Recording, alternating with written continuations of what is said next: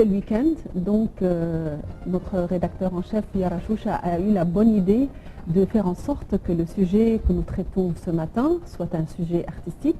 Mettons la politique, le tourment, l'agitation de côté. Nous avons le plaisir d'avoir avec nous le peintre, M. Mohamed Bartash, qui est peintre, et il a la singularité sur le marbre. Évidemment, il y a beaucoup à découvrir. On n'a pas eu l'habitude de voir des artistes peindre sur le marbre, et comme il s'est décrit lui-même, c'est un autodidacte. C'est-à-dire il a sa profession qui est à part de l'art, mais il a quand même appris avec de grands artistes, et il s'est instruit lui-même, il a appris lui-même, et il a découvert son art lui-même.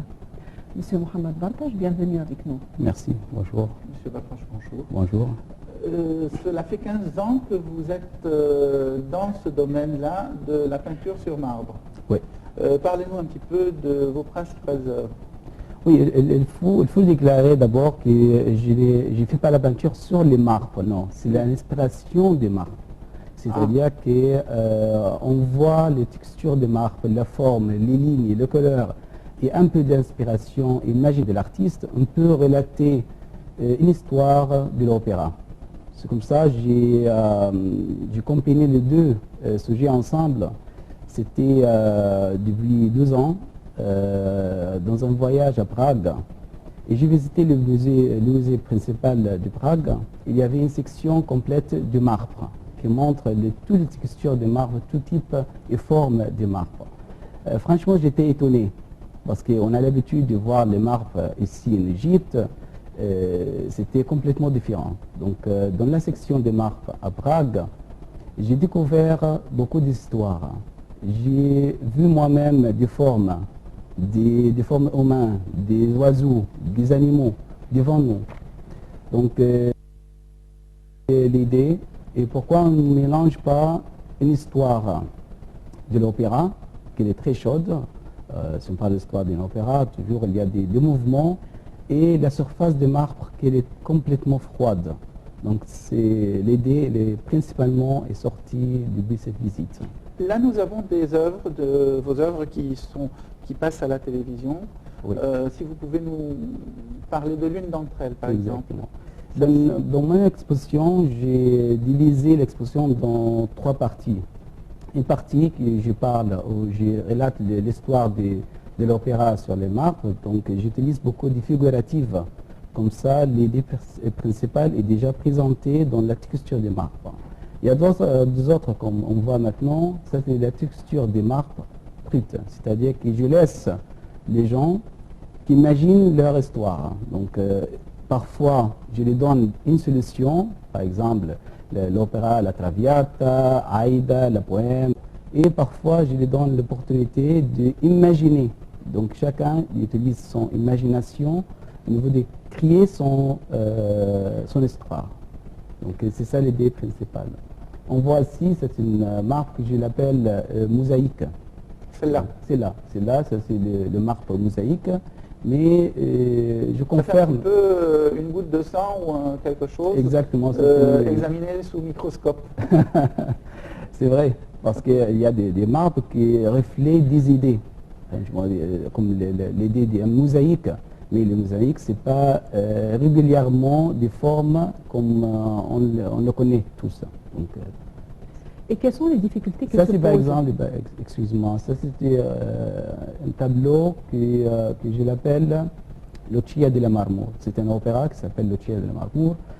C'est un opéra dramatique sur une femme qui souffre beaucoup. Donc dans son souffrance existe le serpent. Donc on voit le serpent. Les 2 trucs verts, c'était des serpents. Exactement, c'était des serpents. Donc, mais tout sur la texture du marbre. Donc l'influence et l'inspiration de marbre avec la figurative comme les serpents qui représentent un opéra, une histoire de l'opéra. Vous avez parlé de la texture de marbre. Alors moi, là, je suis vraiment curieuse.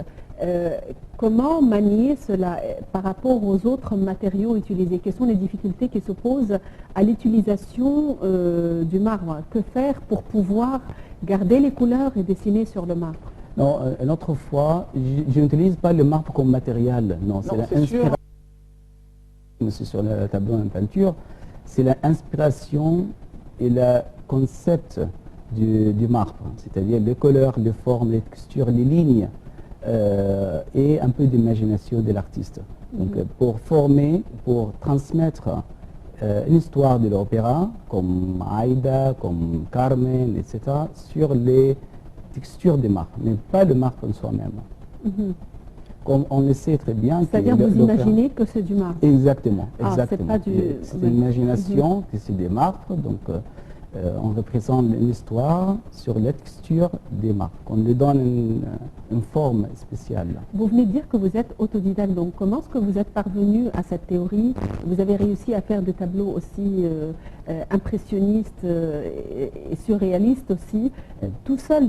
Comment est-ce que vous avez découvert et senti que vous étiez capable de dessiner? J'ai commencé, je ne peux pas dire c'est une carrière, non, c'est un hobby. Jusqu'à maintenant, je dis toujours c'est un hobby, donc j'ai commencé depuis 20 ans presque. Et chaque fois que je voyage, j'ai toujours visité des musées, des expositions, etc. Donc, et après, j'ai découvert que j'ai le talent à développer, le talent au niveau des artistiques.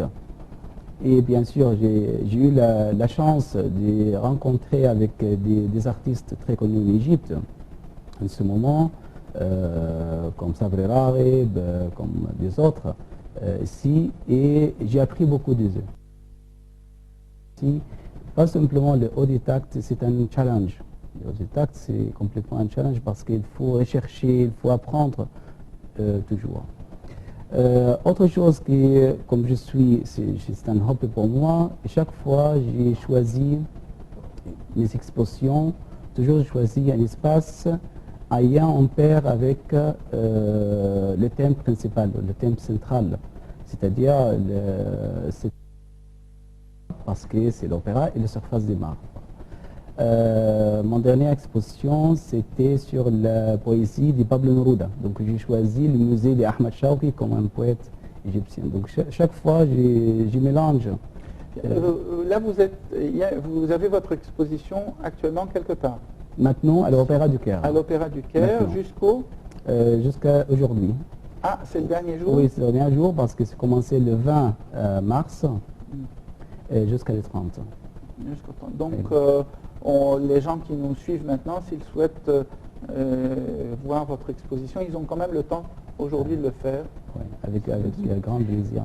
J'ai un petit commentaire parce que l'autre jour, je trouvais une petite fille de 7 ans qui l'a écrit dans le livre de l'exposition en disant « Maintenant, je comprends l'histoire de la Traviata ». Je suis très content d'avoir ce type de commentaires des gens. C'est-à-dire que le rôle de l'art est très important, pas seulement pour les artistes, où les artistes sont complètement détachés des communautés.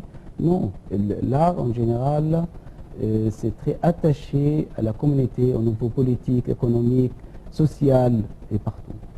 Et puisque l'artiste, comme vous le voulez, reflète les événements qui passent autour de lui, dans quelle mesure les événements politiques par lesquels l'Égypte est passée durant l'année qui s'est écoulée se sont reflétés sur vos toiles?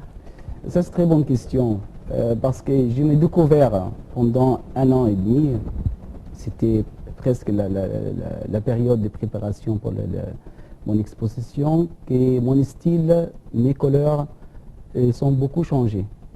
Il était un peu plus, je ne peux pas dire violent, mais un peu plus chaude.